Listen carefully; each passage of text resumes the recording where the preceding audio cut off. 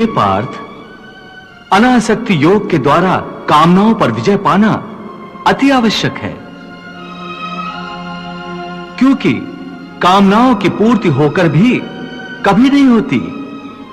मनुष्य बूढ़ा हो जाता है, परंतु आसक्ति जनित कामनाएं कभी बूढ़ी नहीं होती, कभी बूढ़ी नहीं होती।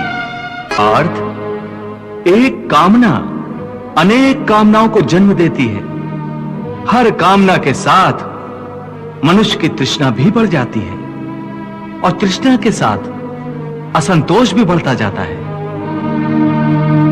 फिर ऐसे असंतुष्ट मनुष्य को, जो कामनाओं से ग्रस्त है, उसे उचित अनुचित का विवेक नहीं रहता। पार्थ, इसलिए मैं तुमसे कहता हूं कि तुम अपनी कामनाओं का त्याग करके स्थित प्रज्ञ बनो। स्थित प्रज्ञ, जो कर्मयोग की चरम अवस्था है।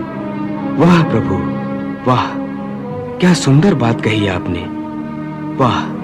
हे मधुसूदन, तुम तो कहते हो कामनाओं का त्याग करके स्थित प्रज्ञ बन जाओ, परंतु स्थित प्रज्ञ बनने के लिए सबसे आवश्यक क्या है? स्थिर बुद्धि। स्थिर बुद्धि? परंतु मनुष्य अपनी बुद्धि को स्थिर कैसे रख सकता है? आशा और निराशा दोनों से मुक्त होकर ही बुद्धि को स्थिर किया जा सकता है। बुद्धि स्थिर होगी तो इंद्रियों के विषयों का बल टूट जाएगा।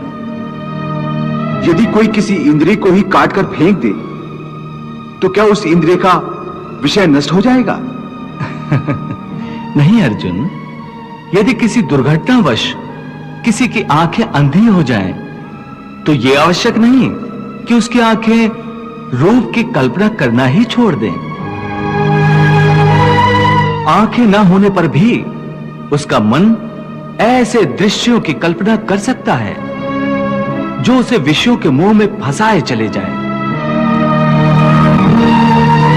पार्थ, एक अंधा मनुष्य भगवान के स्वरूप की भी कल्पना कर सकता है और एक नारी के शरीर की भी कल्पना कर सकता है। सो किसी इंद्रिय के होने न होने से मन की वासना और आसक्ति में फर्क नहीं पड़ता। हे अर्जुन, तुम यूं समझो कि जैसे कोई मनुष्य आंखें बंद करके यह प्रदर्शन कर रहा है कि वो भगवान का ध्यान लगाए बैठा है, परंतु वास्तव में उसके मन की आंखों में भगवान की मूरत नहीं, अपनी प्रेमिका का शरीर घूम रहा है।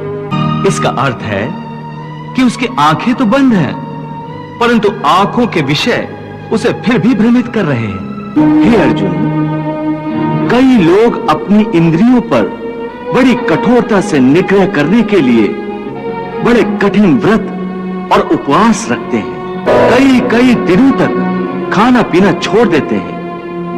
फिर भी यदि उनका मन भांत भांत के स्वादिष्ट भोजनों की वासना में ही अटका रहे, तो हठ के द्वारा किए हुए इस व्रत उपवास का क्या लाभ है?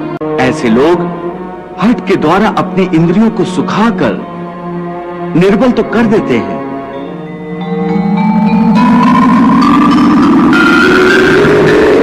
परंतु इससे विषयों की आसक्ति का त्याग नहीं हो सकता।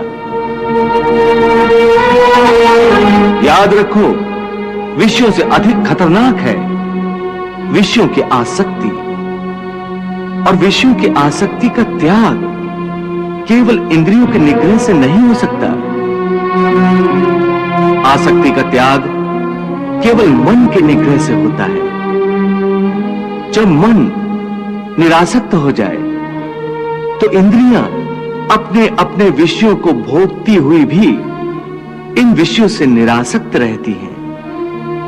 जैसे कमल का फूल पानी के अंदर रहते हुए भी सूखा ही रहता है, जल की एक बूंद भी उसके पत्ते पर नहीं ठहर सकती। इसलिए मैंने कहा है कि पहले ज्ञान के द्वारा बुद्धि को स्थिर करो। बुद्धि मन को स्थिरता देगी। फिर मन इंद्रियों को इस प्रकार विषयों से खींच लेगा, जिस प्रकार एक कछुआ खतरे की जरा सी आहट पाते ही अपने अंगों को